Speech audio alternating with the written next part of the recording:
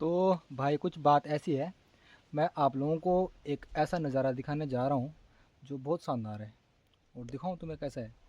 ये ऊपर गया, फिर यहाँ से कैमरा घुमाया इस तरफ भाग रही थी, और ये भाग रही थी आ रही है इधर ऊपर से।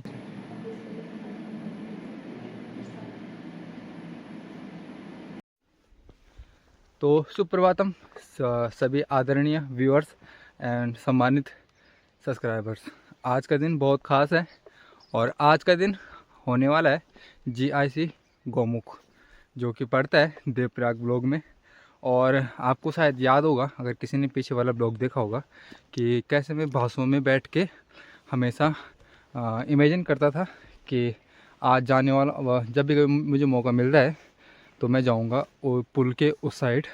और आज वो मौका मुझे मिला है। और मेरे पास में दो रास्ते हैं। एक रास्ता तो यहाँ से मुझे जाना पड़ेगा जाखनी, लामरीधार, अंजनी सैन, रोड धारों के नीचे पौड़ी खाल, और पौड़ी खाल से 4 किलोमीटर अंदर। लेकिन आज मैंने सोचा है कि वो वाला रूट ना पकड़ के दूसरा रूट पकड़ते हैं। और वो मेरे लिए नया रूट है, उसको मैंने कभी देखा नहीं है और आज को पहली बार ही देखने वाला हूँ। तो वो रूट होने वाला है कुछ इस तरीके से। यहाँ से जाएंगे जीरो पॉइंट से जाएंगे क्यारी से जाएंगे हम भासों से जाएंगे पल्ली साइड। और वहाँ मुझे सिर्फ एक ही गांव पता है, उसका नाम है खिड़बिड़ी, क्योंकि वहाँ का मेरा एक दोस्त है प्रियांशु मिश्रा, इस वजह से मुझे उस गांव का नाम पता है। तो चलते हैं और दिखाते हैं आपको आज दूसरे वाला रूट। बाकी एक बार आप मौसम चेक कीजिए, एकदम ट्रांसपेरेंट है। और ये इधर पे सामने पे हमारा टिहरी डैम दिख रहा होगा। और मेरे घर से टिहरी डैम ऐसे वैसे तो सीधे में है, पर यहाँ पे क्या है कि इल्यूजन कुछ ऐसा बनता है कि ऐसा लगता है मानो कि ऐसा डैम। तो यहाँ सामने पे छोटी छोटी दीवारें दिख रही है, ये यहाँ का डैम है। और जो पीछे की तरफ ऐसा लगता है कि मान लो कि ऊपर की तरफ है, जैसे त्रिभुज में हो, पर ऐसा नहीं है, वो समतल में है। इल्यूजन कुछ ऐसा बनता है। बाकी अपनी बसंती खड़ी है यहाँ पे। और आज मेरा प्रयास यही रहेगा कि ब्लॉग जितना छोटा और स्पष्ट बन सके उतना बनाऊंगा। तो चलिए, अपनी बसंती के दर्शन करने के पश्चात इसको करते हैं स्टार्ट। और मैं बार बार आप लोगों से कह रहा हूँ कि सर्दियों में क्या है कि स्कूटी जो आप यूज़ कर रहे हैं, चाहे वो कोई भी हो, बाइक स्कूटी कोई सी भी हो, उसको हमेशा किक से स्टार्ट करें। इससे क्या होता है कि जो बैटरी है उसका जो स्पार्क प्लग है वो, छोड़े यार, इतना डिटेल में बताइए ना, कोई फ़ायदा नहीं है। मेरे कहने का मतलब ये है कि सुबह आओ और किक से स्टार्ट करो। तो चलो मिलते हैं जीरो पॉइंट में। को शेट ठोक दीजिए, महाकाल का धमाके लाकर शेट ठोक दीजिए। 5,000 लौटे दिख जाना चाहिए। ये 4,000 के लिए मैं यहाँ पे नहीं खड़ा हूँ। तो ठीक है भाई, पहुंच चुके हैं हम जीरो पॉइंट में। और जीरो पॉइंट में आजकल क्या है कि जलस्तर बढ़ा हुआ है। और ये क्या करते हैं कि अभी इनका मेरे ख्याल से 1 महीने में टर्नओवर चलता है कि इतना पानी घटाना है, फिर दोबारा उसी लेवल पर लेके आना है। तो अभी आप देख सकते हो बिल्कुल ऊपर की तरफ है पानी। और कुछ आने वाले 10 दिन में ये पानी ऑटोमेटिक ही 3 फुट या 4 फुट नीचे चले जाएगा। बाकी वो सामने धर्म घाट है, और धर्म घाट में देख रहे हो किस तरीके से लोग मच्छियाँ पकड़ रहे हैं। और एक संकेत उन लोगों के लिए जो मच्छी को खाना पसंद करते हैं कि मच्छी इंसानों को खाती है और फिर वही मच्छी को इंसान खा जाता है। तो कहीं ना कहीं वो इंसानों को भी खा रहा है। तो ठीक है। और यहाँ से ये अपना पुल जीरो पॉइंट का ये एकमात्र कनेक्टिविटी है हमारे जाखणदार की। अगर डैम चौक बंद होता है, हमारे जाखणदार की नहीं, केवल हमारे जाखणदार की नहीं, ये बिलंगना ब्लॉक और श्रीनगर देवप्रयाग जो भी है वो इधर से एक ही कनेक्टिविटी है, अगर कभी भविष्य में डैम चौक बंद होता है तो। बाकी सुंदर नज़ारों के साथ सफ़र आनंदमय है। और अब मिलते हैं भासों में और देखते हैं भासों में क्या ही होता है। तो चलो चलते हैं यहाँ से आगे। तो मित्रों, हम पहुँच चुके हैं भासों, और फाइनली वो दिन आ चुका है जिसमें मुझे इस रोड से होके जाना है ऊपर गोमुख। तो देखते हैं कैसा नज़ारा होता है यहाँ का। और ये अंकल हैं, इनको मैंने लिफ्ट दिया है क्यारी से। बाकी नज़ारे शानदार हैं कुछ इस तरीके से। और यहाँ से खाड़ी है 46, गजा 29 और कोटेश्वर 8 किलोमीटर। तो बाकी चलो चलते हैं और मिलते हैं उस वाली धार से। तो भाइयों, बात कुछ ऐसी है कि अभी मैं हूँ भासों से तकरीबन 4 किलोमीटर ऊपर देवप्रयाग ब्लॉक में आ चुका हूँ मैं। और ये है भासों, जहाँ से मैं अभी आ रहा हूँ। और अभी जो मैंने वीडियो का आपको व्यू दिखाया था वो उस जगह से था जहाँ पे वो हल्का सा आपको बोर्ड दिख रहा होगा, वैसे यहाँ से क्लियर नहीं दिख पा रहा होगा। और यह है भासों, बहुत ही प्यारी जगह है। और इधर से नज़ारा देखने का जो मज़ा आ रहा है वो अलग ही है। ये भागीरथी रिवर और वो ऊपर हाइट में जो दिख रहा होगा हल्का सा वो टिहरी डैम है। तो आप देख सकते हैं किस तरीके से वहाँ से घूम घूम घूम घूम करके ये यहाँ से आगे जाके फिर यहाँ से अंदर की तरफ और सीधे मिलेगी देवप्रयाग। बाकी ये नज़ारे और निकलते हैं स्कूल की तरफ। अभी लेट हो रही है तो वापस आते समय आप लोगों को बताएंगे प्रॉपर व्यू प्रॉपर जगह के बारे में। ठीक है, इतना मिलते हैं थोड़ी देर में। तो भाई फाइनली हम पहुंच चुके हैं गौमुख, जो कि हमारी आज की मंजिल थी। और यहाँ से नज़ारा कुछ इस तरीके से दिख रहा है। ये अपना ये बोर्ड के ठीक पीछे अपना जाखणीदार है। और उसके बाद फिर यहाँ पे आते ही हमारा ये वाला एरिया है, जो ये वाला एरिया पेटअप का है, ये रतौली का है, ये लामड़ीधार है, नहीं ये खंडोगी है, इधर लामड़ीधार है, इधर अंजनी सैण है, और इधर माँ चंद्रवदनी माता जी का मंदिर। इधर रोड धार से पूरा घूम के और वहाँ पे जो आपको सामने दिख रहा होगा वो जो मंदिर मैंने आपको दिखाया था दूसरा बद्रीनाथ, ये वाला है लक्ष्मी नारायण जी का मंदिर, जो कि उत्तराखंड में केवल एक तो बद्रीनाथ में मिलता है और दूसरा मिलता है यहाँ रोड धार से थोड़ा यानी कि 5 किलोमीटर आगे गौमुख में। और यहाँ से चलना हमने स्कूल की तरफ ऊपर। तो चलते हैं और आज का जो भी काम है उसको करेंगे पूर्ण और जल्द से जल्द यहाँ से निकलने का प्रयास करेंगे, क्योंकि मेरे घर से बहुत दूर है भैया। तो चलो मिलते हैं। तो भाई हमें अभी राजकीय इंटर कॉलेज गौमुख, जो कि देवप्रयाग ब्लॉक में पड़ता है, इसकी वर्चुअल क्लासरूम में। और ये वर्चुअल क्लासरूम कुछ इस तरीके से, और अभी होने वाला है बच्चों का लंच। तो देखते हैं क्या होता है। और ये कुछ प्रांगण दिखाने का प्रयास करूँगा अगर टीचर ना देख रहा हो। तो मित्र बंधु, बात कुछ ऐसी है कि जब मैं ये गौमुख आ ही रखा हूँ तो एक बार लक्ष्मी नारायण जी के मंदिर में मत्था टेक ही लेता हूँ, ताकि दोबारा यहाँ आने का पता नहीं कब मौका मिलेगा। तो चलते हैं लक्ष्मी नारायण जी के मंदिर में, जो कि कुछ इस तरीके से है। यहाँ पे बहती है 3 धाराएँ, और इन धाराओं की खासियत ये है कि इस पानी में कभी कीड़े नहीं पड़ते, जो कि पहले बताया जा चुका है। यहाँ पे मुझे जो एक बात अलग देखने को मिली है कि यहाँ पे गांव के नाम थोड़ा अलग है। जैसे कि ये बदली है और समुद्र तल से इसकी ऊंचाई 1780 है, और ये कुछ इस तरीके से है। आगे भी आने वाले 2 गांव हैं, पीछे भी 2 गांव छूट चुके हैं, वो मैं दिखाना भूल गया, एक नाम तो मुझे याद नहीं है। बाकी आगे जाके दूसरा गाँव वो भी दिखाऊँगा आपको। तो भाई मेरा काम हो चुका है आज का पूरा, और अभी मैं खड़ा हूँ बासों के ऊपर, जहाँ मैं जाते समय खड़ा था वहीं आते समय भी खड़ा हूँ। और ये जो पुल है, ये पुल अभी यहाँ से मुझे घूम के जाना पड़ेगा, मुझे 4 किलोमीटर लगेंगे पूरे नीचे जाने में। और नज़ारा देखने लायक है। टिहरी डैम में आपको पहले दिखा चुका हूँ कि ये सामने पे टिहरी डैम है, जो बड़ी सी दीवार से दिख रही है वो टिहरी डैम की दीवार है। बाकी नज़ारे शानदार है, अद्भुत है और मज़ेदार है। बाकी इधर कभी हम इधर तो नहीं आए हैं, वैसे वहाँ तक लास्ट तक वहाँ तक हमारा जंगल हुआ करता था एक ज़माने में। तो खैर कोई बात नहीं। और प्रताप नगर सामने, इधर केसरधार नेचुरल ये सामने पे है, और इसका तो नहीं पता मुझे। हाँ, ये एरिया जाना पहचाना सा लग तो रहा है, केसरधार नेचुरली ये वाला है, वो पिपल्टी है, वो है केसरधार नेचुरली। इधर से आगे आके जो सोलर प्लांट वाला एरिया है, इस एरिया से आगे जाके उधर ऊपर ओबरी है। तो भाई मैं पूरी जगह घूम चुका हूँ। यहाँ पे जितने भी आपको पहाड़ दिख रहे होंगे ना, ऊपर से लेकर ऊपर दिख रहा है आपको अंजनी सैंड से लेकर ये जो पूरा एरिया है, इधर तो खैर रोड नहीं है, बाकी इसके पीछे की तरफ है जो कपरेण सैंड हो गया, और ये गड्डी मरड़ा, ये सब अलाना फलाना जो भी है वो भी देख चुका हूँ। और उधर लास्ट प्रताप नगर दिख रहा है, वहाँ भी जा चुका हूँ। और यहाँ से सामने दिख रहा है शायद भिंड की बसेली, नहीं वो ऊपर दिख रहा होगा प्रताप नगर से इस साइड की तरफ है, तो लमगांव होगा, मांजफ या लमगांव खेत वगैरह ये सब गांव है जो उधर, तो ये इधर भी जा चुका हूँ। सिर्फ ये वाला एरिया रखा है बस, ये जो ऊपर है ना नगोट गज्जा वाला। वैसे मैं पीछे की तरफ से तो आ रखा हूँ, क्या कहते हैं वहाँ के लिए, चंबा से तो आ रखा हूँ बास्तोल से, पर लेकिन इस वाले एरिया में नहीं जा रखा हूँ कभी। इधर से ऊपर ऊपर रोड कट रही थी जो, उधर से नहीं जा रखा हूँ। बाकी रोड देखो भाई, अरे मेरे को 1 महीने में पूरा ब्लॉक घूमना होता है, मज़ा आता है, आनंद आता है। और मैं ईश्वर का धन्यवाद करता हूँ कि उन्होंने मुझे ऐसी स्ट्रेंथ दी और साथ ही साथ ऐसा प्रोफेशन भी दिया जहाँ मेरा घूमना प्राथमिक है। और बाकी देखते रहो, नज़ारे शानदार है।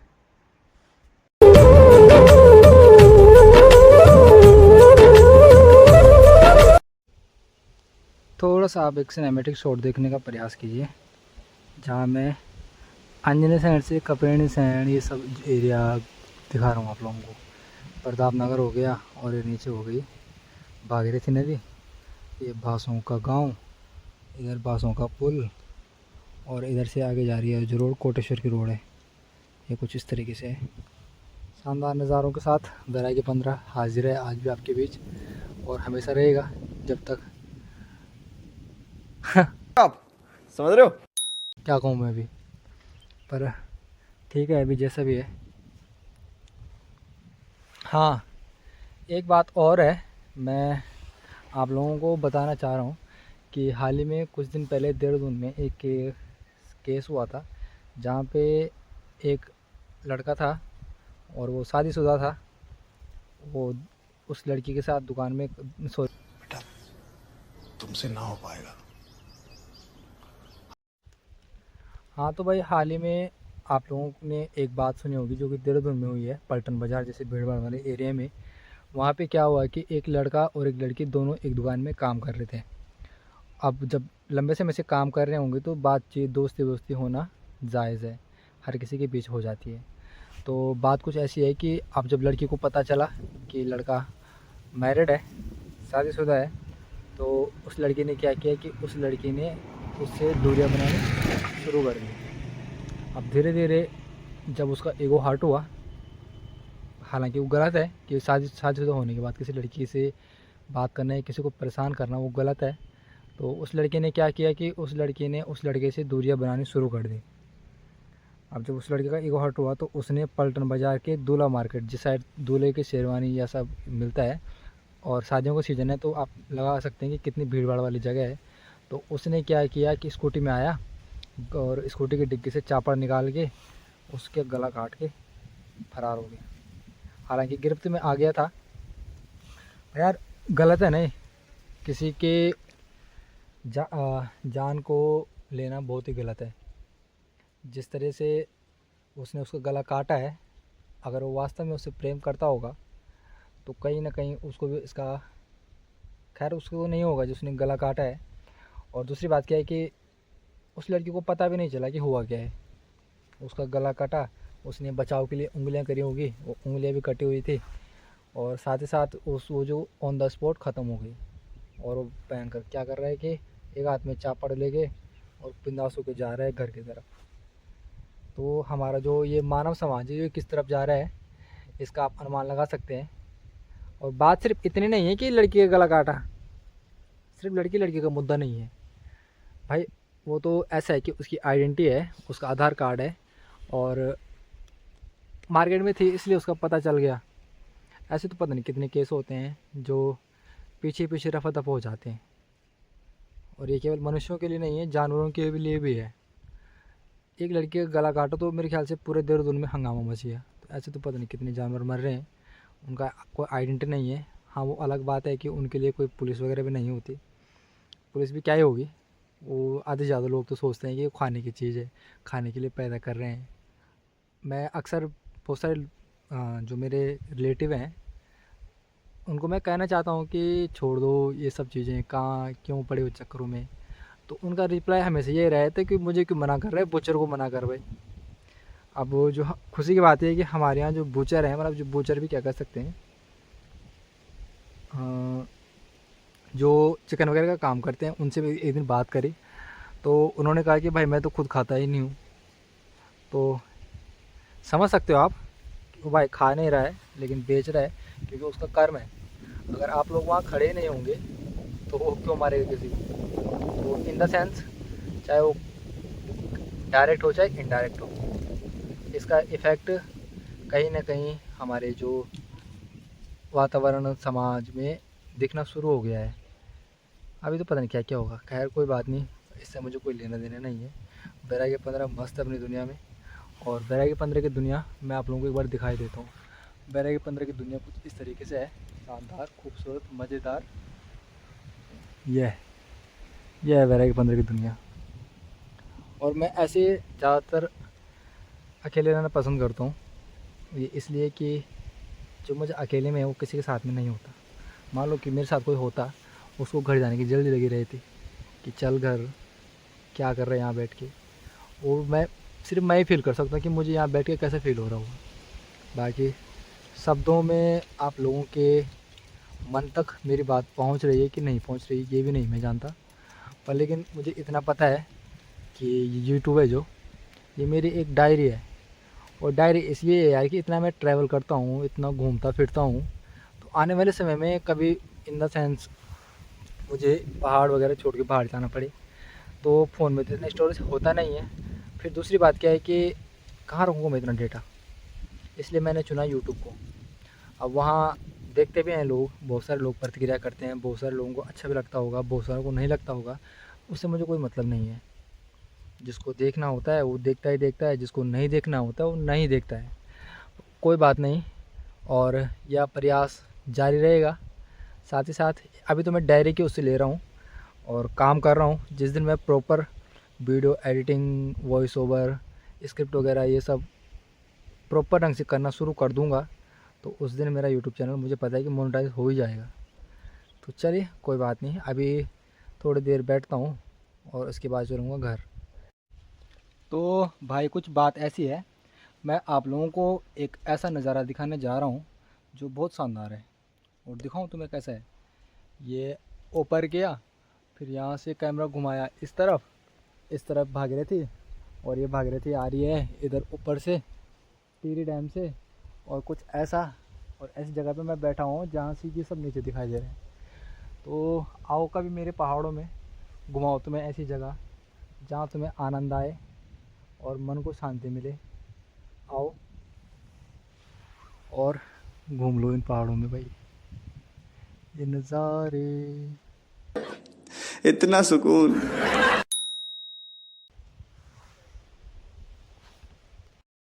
जब मैं सुबह आया था तो उस समय पानी क्या था कि उस समय पानी वहाँ ऊपर तक था, दिख रहा है ना, वो बाउंड्री पूरी भरी हुई थी।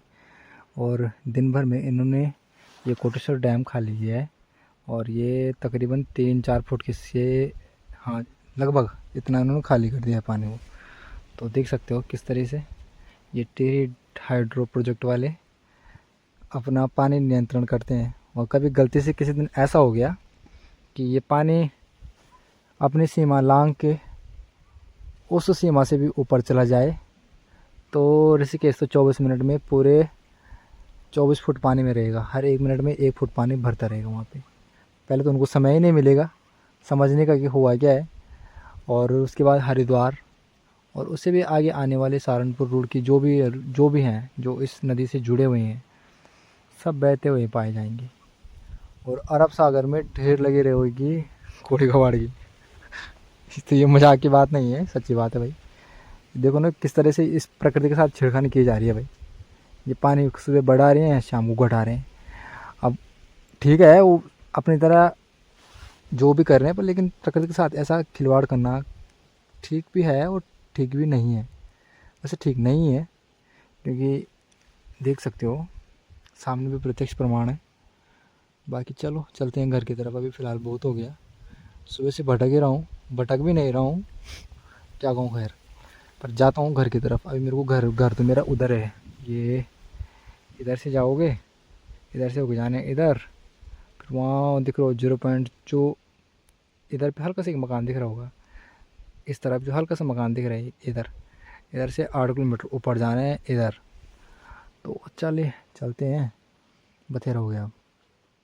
तो ब्लॉग का एंड तो आगे जाके करेंगे, बाकी मुझे पता है तो इन्हीं शब्दों के साथ हमारा ये आज का ब्लॉग होता है पूरा।